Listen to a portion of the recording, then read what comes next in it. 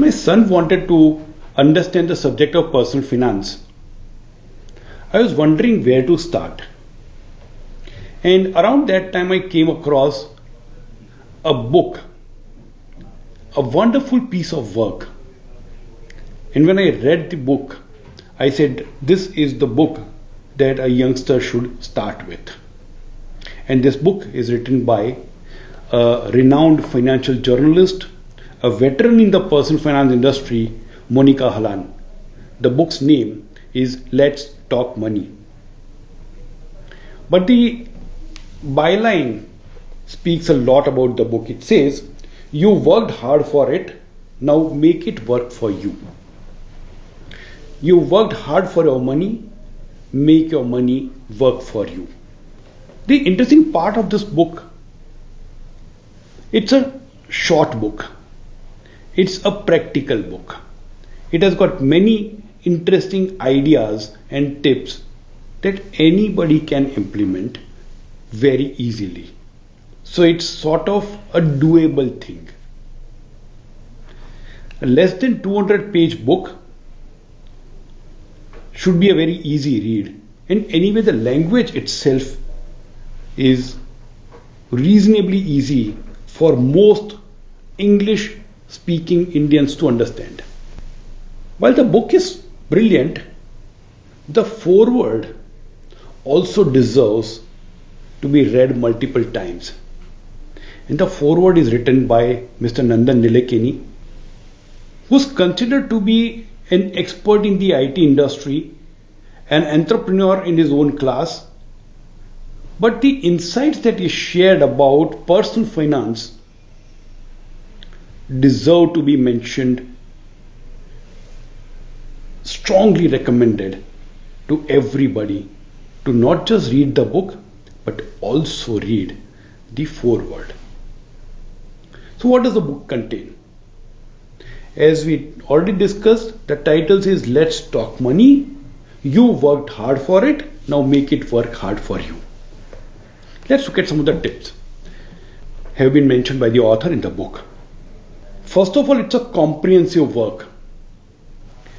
It covers all the areas of personal finance, right from transactions, cash flow management and banking, to insurance, savings and investments, retirement, wills and nominations.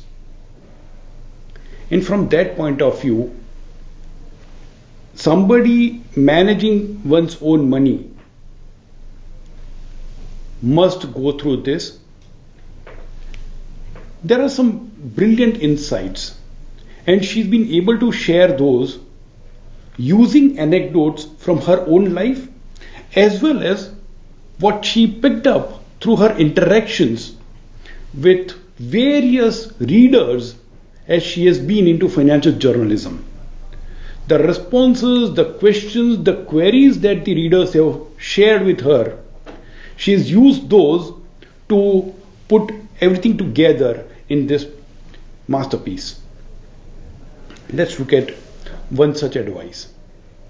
She says, almost always we have one bank account where we get our income, and out of that account we spend money as well as we invest money.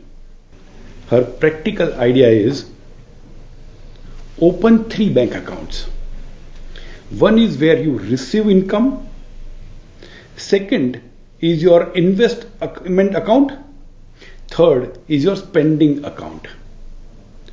On a monthly basis, as you receive your income, be it in form of salary or whatever way, a portion of that should first be transferred to the investment related bank account, and then the balance amount should be transferred to the expense account. All the regular expenses must be met only through this expense account, and have the discipline not to transfer money from the investment account to the expense account.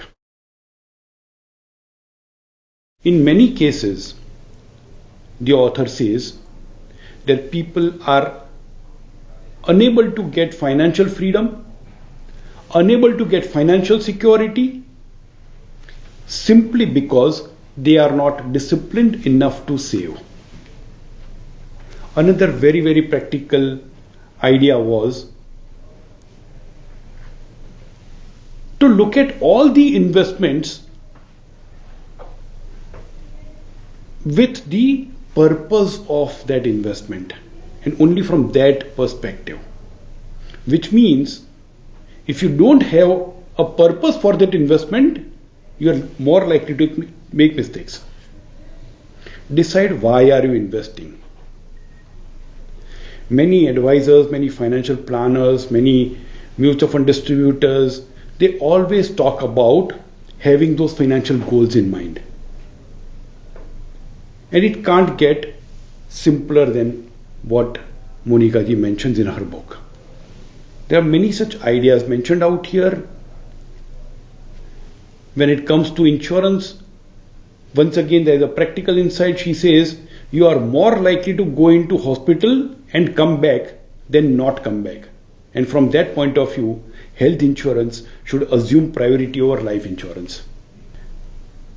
We've seen many cases where because the life insurance premium gets a tax exemption under section 80C and the limit is larger as compared to the deduction you get under section 80D for health insurance premium, a lot of people go for the life insurance first and health insurance takes a back seat, or the amounts are smaller. She said reverse the order. Health insurance is a higher priority compared to life insurance. Now I can go on and on about this book, but then that's not the idea. The idea is it's a brilliant book. One reading is not enough. Read, reread, note down the points and the lessons that you learn out of this book. Start implementing in your personal life and you will see it will be a life-changing experience. Thank you. Investment in securities market are subject to market risks. Read all the related documents carefully before investing.